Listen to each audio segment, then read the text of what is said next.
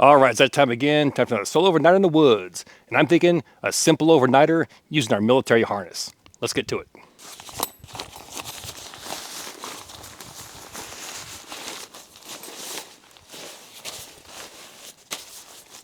All right, before we get too far down the trail, we'll go ahead and kick this off right now. We have 100 skillets dropping to my Etsy store right now. That link is inside my video description box. Go there and check it out. We have 100 Corporals Corner skillets. We'll go ahead and kick this off with the most famous, the Corporals Corner folding cold handle skillet. Check that out. Now, all skillets, with the exception of the pipe nub, because there's no way to actually put a logo on that as of yet, or actual brand name. The folding skillet and the cold handle skillet all have the upgraded nameplates right here. Check this out.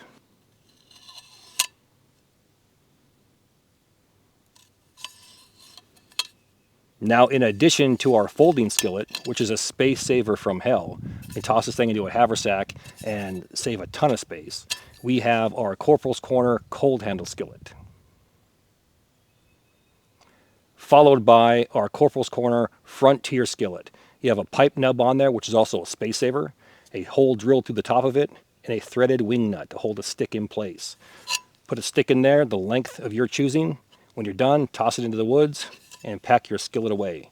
Once again, we have 100 Corporals Corner skillets dropping right now. Now the Corporals Corner folding skillet and cold handle skillet are going to be discontinued in about 2 or 3 weeks.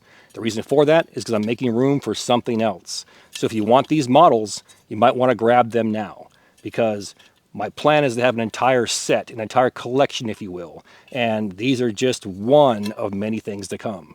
So once again, if you want these models, you might want to go ahead and grab them. That link is in my video description box. Click on it, and good luck. All right, let's go ahead and kick this off. There's not a cloud in the sky, and the leaves have not fully bloomed yet, so there's no canopy to block that sun. We're going to have sun glare and whitewash all day, but there's nothing I can do about it. And some are going to say, we could buy this land, you could do that. I could do a lot of things, but with very little to no money coming in, I'm not going to waste what I got on other things. We're going to pay bills instead, just like you would. Now, for today's video, we have a simple poncho. I'll take a poncho over a tarp every single day of the week and twice on Sunday. I said several times, you can do all the same configurations with a poncho that you can do with a tarp, but you can wear a poncho, you can't wear a tarp. Now, that's for you. You decide, you go out and try them. If you hate ponchos, don't bring one. I prefer to carry 2 ponchos over 2 tarps because it's a space saver. I can wad that thing up. Some ponchos are this big around, and you find a brand that works for you. It doesn't have to be USGI, it doesn't have to be a military issue. Just find 2 ponchos that will cover most of your body, that are roughly 5 by 7, and carry one in a pack and one in a haversack or one in a military harness, and it should cover all of your needs. So today we're going to go ahead and use a diamond plow or a plow point configuration tied to a tree using a simple arbor knot. That's the only knot we're going to utilize today, other than maybe a loop. That could be a simple overhand loop. That could be 2 pretzel knots or a fisherman's knot to make a loop. And all we're making the loops for is for tie outs for our tarp or our poncho. And if you have small stakes, you don't even need a loop at the end, because you could pass it through that grommet into the ground. So the stakes are optional, and to be honest, you can pick your poison with those. Metal, plastic, aluminum, I don't care. Just make sure you have something that you can stake that tarp down. Now with that, let's go ahead and get this in the plow point configuration, stake it out, and get our fire pit.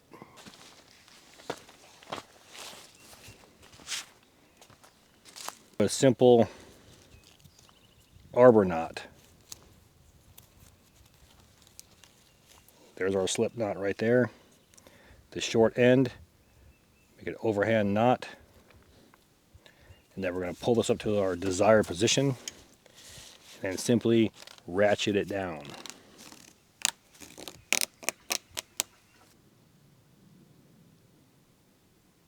Take one, lay it down on top of the other one. Then we go underneath, go around, and then through that hole. It's going to create an overhand knot, just like so. Now we can flip it around, do the exact same thing, go around, put it through that hole, and pull it tight.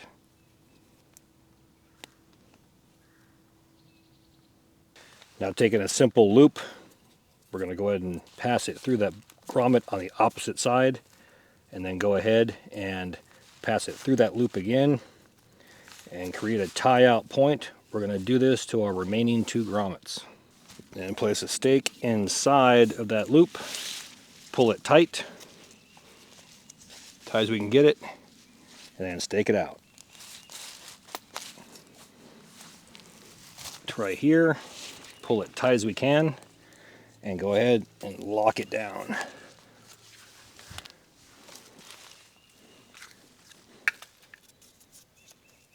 Place that loop through there, then pass it through itself. There's our tie out point, and there's our stake. That's simple.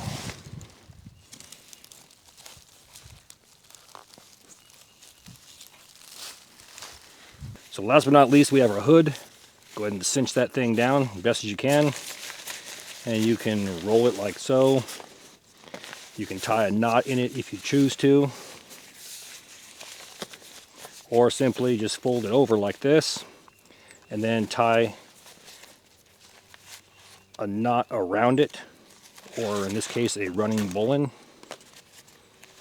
It will cinch it down in place, and now you can lift it like so and tie it off.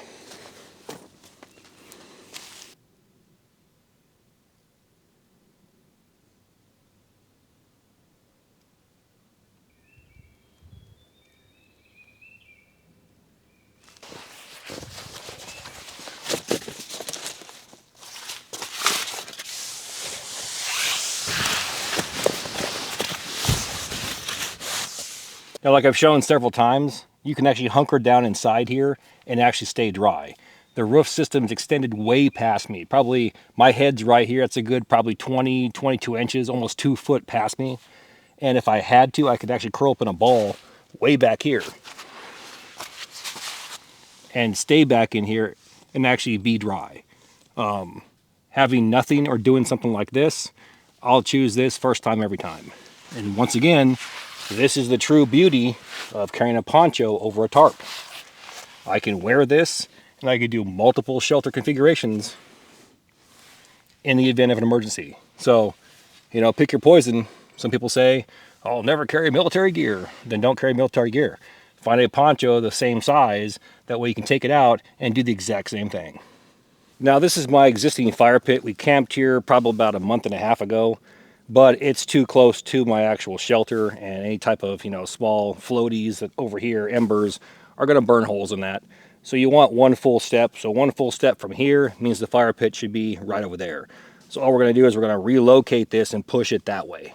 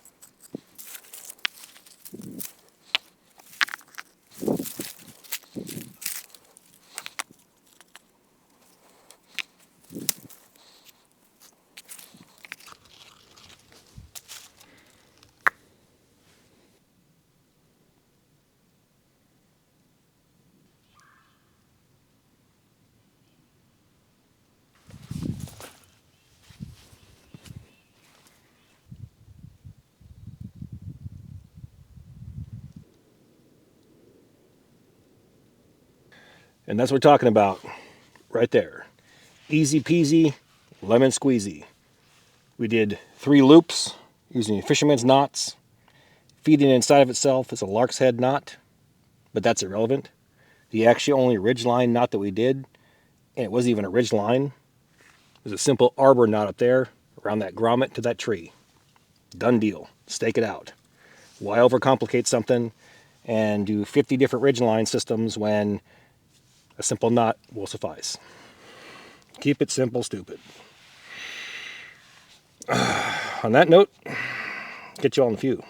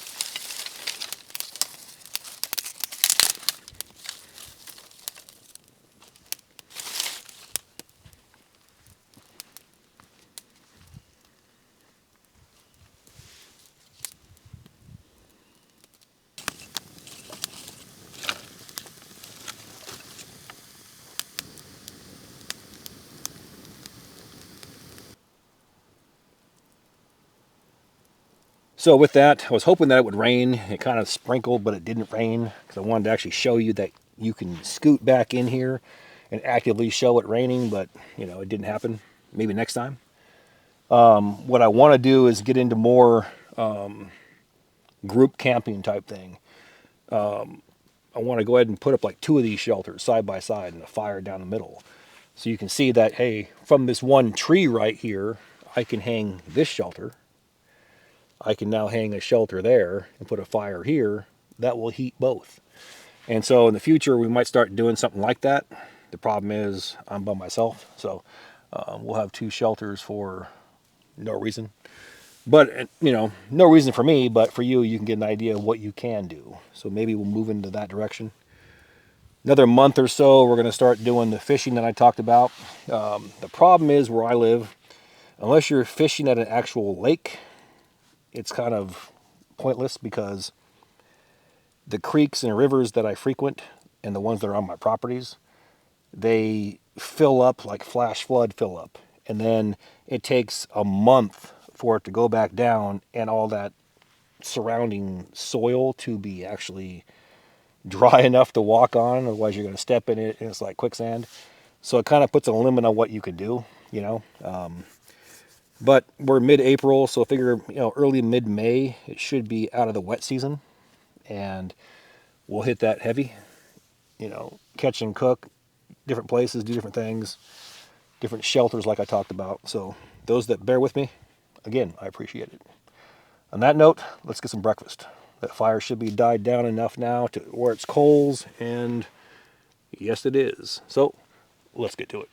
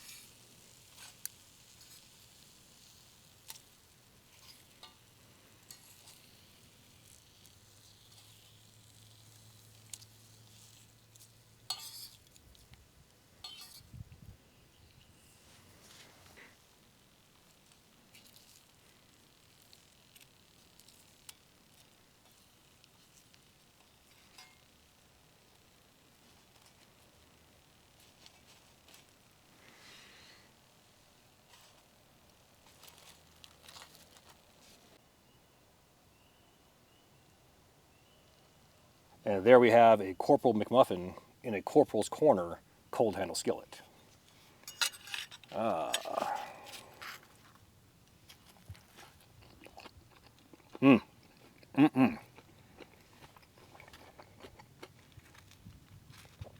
Yes, sir. That drippage. Catch you all in a few.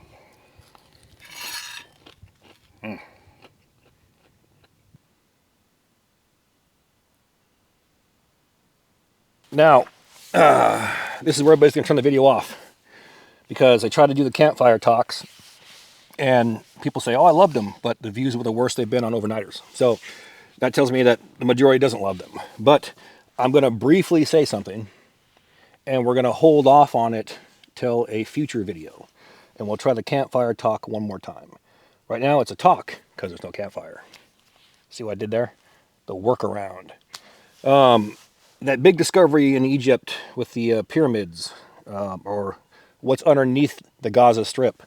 And I've been asked several times, what do I think it is? You know, when I talk about it, you know, my thoughts, etc., etc. Well, I look at everything based in reality and facts, like the portal talk that we had. A lot of people believe that portals just open up and you fall through into the next realm.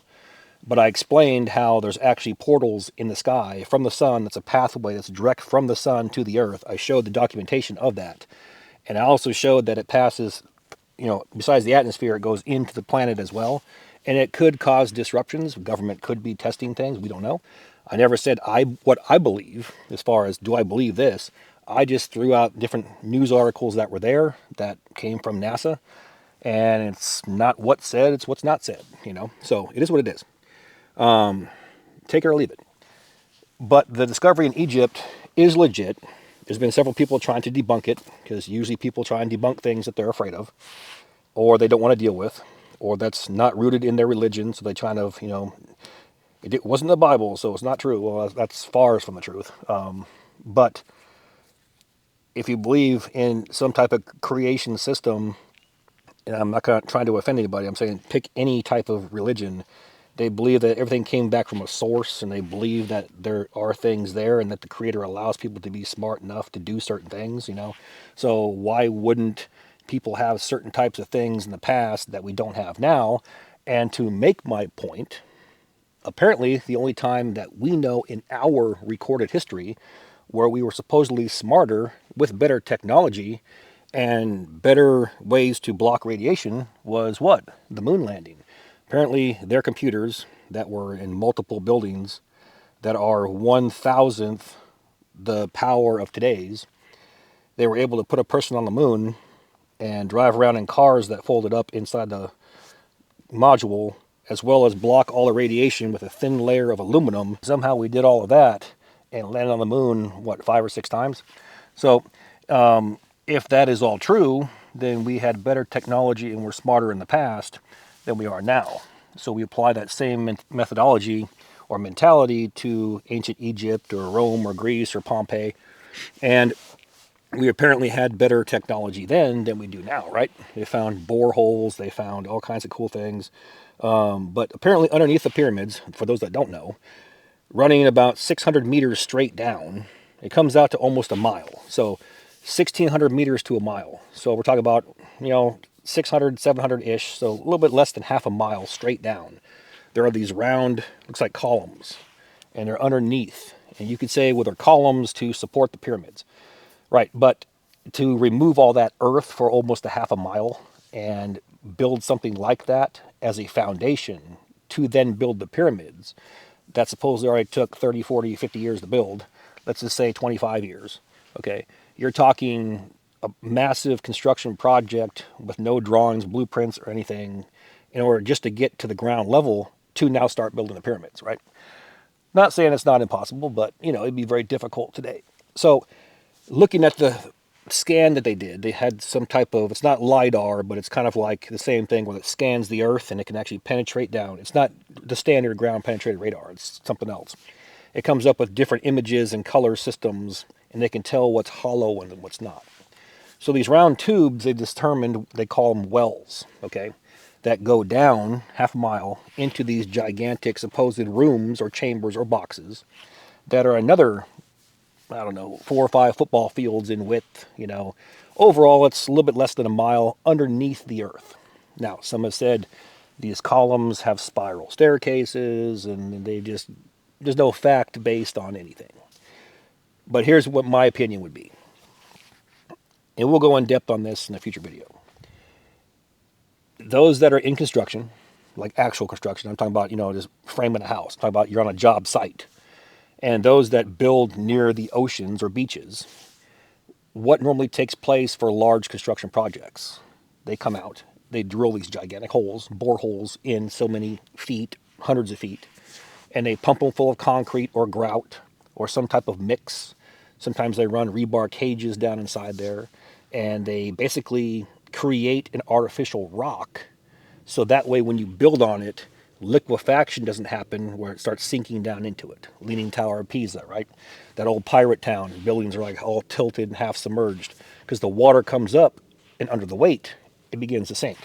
So if they were solid, you could say they were basically doing some type of columns to support the structure. Because think about it, all that weight from a pyramid, it's going to be pushing down on the sand. How come it hasn't done anything like this or cracked over time? They have openly said it's because it was built on a rock. And that was what their radar scans or whatever they did back in the day. Well, in a sense, if they created an artificial rock to support the weight, then it's a rock, right? How would you tell the difference? But they said these things were a hollow, and they called them wells, okay? Now, in construction, once again, those that know, we have something called caissons, where they actually have these big, gigantic concrete rings. They drop them. They actually get inside and they dig it out with machinery, and it drops down lower. And they dig it out again, it drops lower. And dig it out again, it drops lower. Then they put one on top. Boom, seal it up. Now we got 2. Dig it out, gets lower. Boom, lower, boom. Add a third one, dig it out again. And we just keep doing that all the way to the water source. Meanwhile, this is a solid tube all the way up. Or install prefabricated reinforced concrete panels. By continuously digging from inside the well, the caisson will automatically sink under its own weight. By repeating this process, the well shafts that are tens of meters deep are made. After reaching the predetermined position, seal the bottom. Now, where am I going with this? Those that follow Egypt, by the pyramids, they found an old aqueduct area that I forget what it's called, but they assume it was some type of hydraulic system, and they couldn't figure out why in the hell would they do that. Well, if they were pumping water from here, they need some type of hydraulic system here to actually get that. Push air into it, water will now seek its own level and rise up the tubes. And how do we know this? Ancient Rome did the same thing. They're able to take water in a basically a square kind of like pipe system and run it down a canyon and then back up the other side and keep going, because water will just keep getting pressurized as it goes. And it will rise up and go. So if ancient Rome was doing that, why couldn't the Egyptians do that? Now, the pressure system could be supporting the weight. It could also be maybe inside the pyramids where water would spray out of it and create some kind of cool effect like it's from the gods, or water running down the side of it. They mentioned there's water damage. They think it's underwater, has been underwater.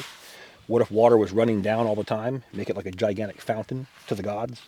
There's so many options. My point is, when I hear those kind of things and you put it in a modern perspective, what most people have not mentioned now is that basically it could be simple caissons for wells for something that they thought was important.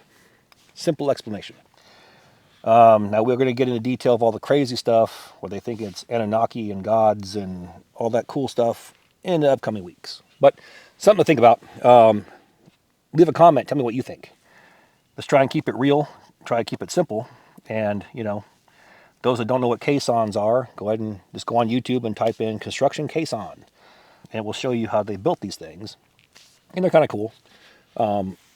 But something to think about, and it just puts modern engineering to shame, because we could barely do something like that nowadays without it costing hundreds and hundreds of millions of dollars, right? So anyway, on that note, got to pack up and get out of here, get home, make some more pans. Once again, the Etsy link is in my video description box. If you're interested, you've been saving money, get those 2 skillets now because they're going to be gone. And look forward to another overnighter or something cool next week. Like I said, fishing time is here, fishing season's coming, and we're going to get her done. So with that, all the gear in my videos can be found in 2 places. 1, my Amazon affiliate page, and 2, my Etsy store. Both links are found inside my video description box. Now please do me that favor, hit that like and subscribe button, then ring that notification bell. Once you ring that bell, please select all notifications. And as always, thank you for your comments, views, and support. Thanks for watching. Get out in the field, have some fun. I'm going to catch you next time.